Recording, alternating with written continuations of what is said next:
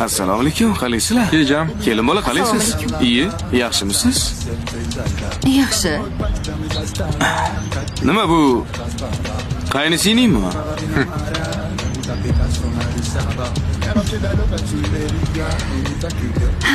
Yo'q.